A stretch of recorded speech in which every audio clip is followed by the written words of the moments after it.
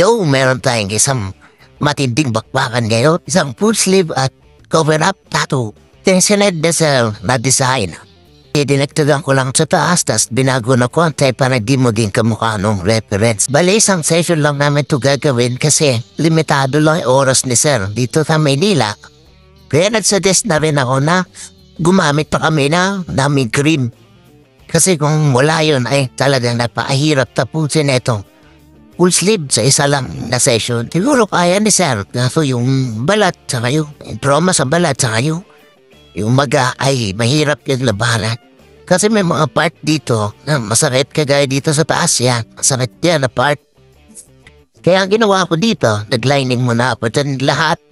Tapos, ilagyan ko ng cream yung mga naliningan ko na para mas effective yung ointment yung dami cream. Para tumalab agad. Pero pwede din naman na wala pang sugat pero mas matagal siya, mas hindi effective yung daming cream pag ganon. Kaya neto, ang bilis lang namin natapos yung sa baba. Siguro mga 3 hours lang, likat yung natapos yung baba. Dito naman sa taas, naliningan ko na to. Nalagyan ko na rin ng cream kaya sisiw na lang tong shading kay Sir.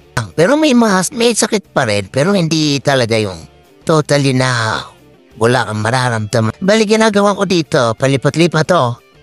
Maglalining ako, tapos tatakpan ko ng plastic, tapos si shading naman sa ibang part.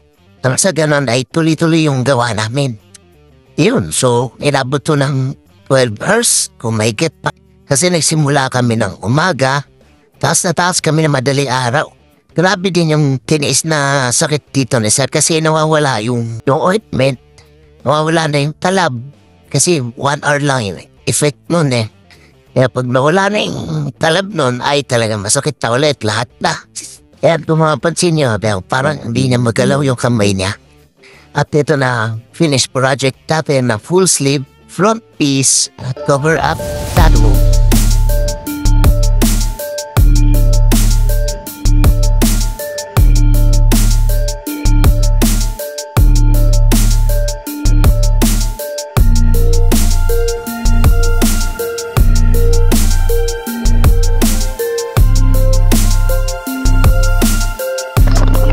Teka. May karugtong pa.